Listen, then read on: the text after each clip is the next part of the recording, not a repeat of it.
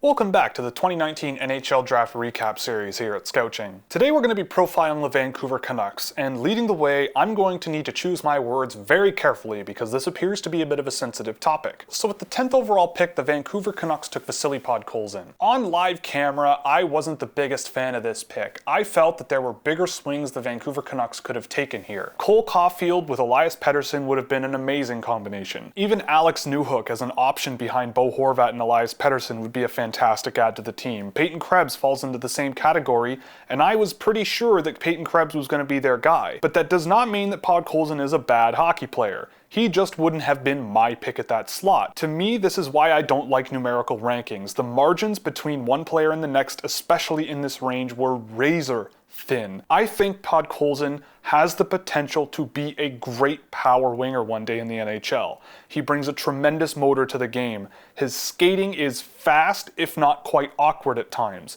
He shows finesse, but it isn't always there against men in high-level competitions, but that's forgivable. I do feel like there's a lot of work that needs to be done between now and when he breaks into the NHL, but if it all goes right, he could be one of the best players to come out of this draft. It's just that I felt there were other players at this pick that I thought the Vancouver Canucks would have wanted more. And if you want my actual thoughts on Podkolzin, feel free to check out the Scouching report that I made. I will link it here. But the Vancouver Canucks at 40 did a phenomenal job landing Niels Höglander. I've been a fan of Höglander for the whole season. He's a player who I had ranked in my top 20 and he had no business being available in the second round. The Vancouver Canucks could probably not yell his name loud enough or quick enough for their own satisfaction. He's got unbelievable hands, he's a pretty good skater, he's tenacious, he knows how to put the puck in the back of the net, he produced really well against Swedish Hockey League competition, which is no joke, and I think over the next few years he should round out his game, be more responsible at both ends of the ice, and really come a ways and become a nice complementary scoring option for Vancouver. I really think this is a great pickup for the team. Over 80 picks later, the Vancouver Canucks stepped up and took Ethan Keppen, another player I did a Scouching report on. I really like Ethan Keppen's motor.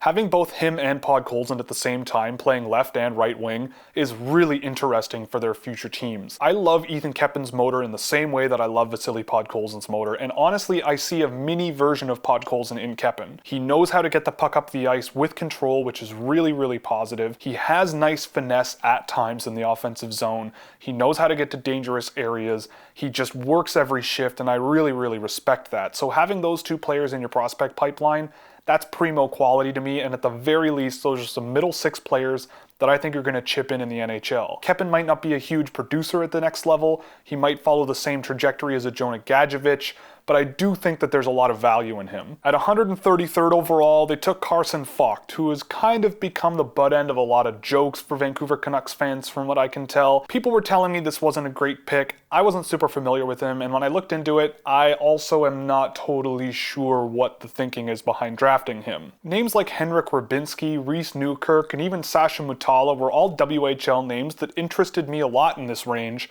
and they decided to go for someone in a bit of a different vein. He's a center, so that's nice to have, and I'm not always a fan of throwing picks in this range under the bus, so I'm trying to be as nice as I can.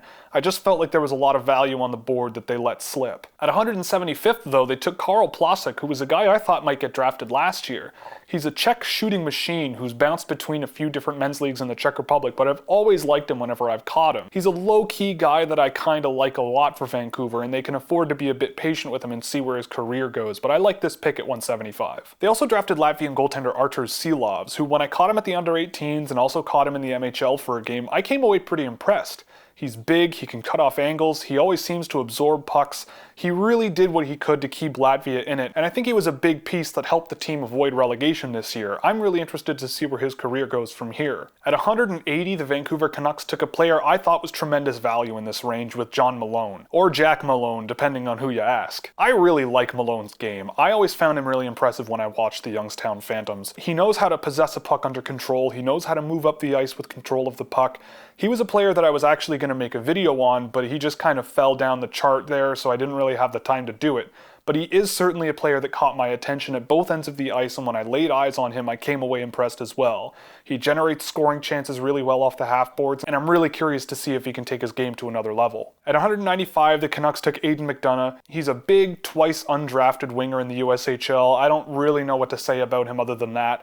I didn't see a tremendous amount out of him, but I don't really find his profile very promising. But at 215th, the Canucks took an interesting project pick in Arvid Kostmar. This is a player that I thought was going to be gone well before this slot. I had him ranked in my top 111, and I think to get him in this range is really nice. He's a good skilled center, and there are some things that I've heard through the grapevine that led him to drop this far in the draft. But I think at 215, you swing on the best talented player you can find, and I think he's right up there in that range. I think he's an interesting player, and you can keep his rights for the next 4 years and see how he develops, so I have no problem with this pick at all. So if you've watched any scouting reports or any of the other videos in this series, you'll understand the rating system we're giving a team's draft picks. The number will indicate the overall level of potential of the draft class that I see, and the letter is the overall likelihood of that class reaching that potential. And with Vancouver, I have to give them a strong 1C. Again, I like Vasily Podkolzin. I just think he has a longer way to go than some of the other guys in this range, and I thought that the other guys in this range might have been a better fit for what the Vancouver Canucks have recently drafted. But the pickups of Keppen and Höglander and Malone, and even guys like Plasek and Kostmar, they're all really nice pieces, and I wouldn't be surprised to see one of these guys surprise a few people and come out of nowhere to really earn themselves an NHL job one day. I really love the Höglander pick as well, and I think he could be a really underrated scoring forward in the NHL. So that's it for the Vancouver Canucks. Our next subjects will be the Toronto Maple Leafs. If you liked the video, you can click all the buttons you see below me so you never miss another one. If you really liked it, you could support us on Patreon, where you get access to input on players I should track, as well as spreadsheets for drafted and undrafted prospects, as well as plenty of other goodies. Or you could pick up some merchandise from the Scouchwear shop. All the links are in the description below. So that's it for this one, and I hope you join me when we break down the Toronto Maple Leafs picks.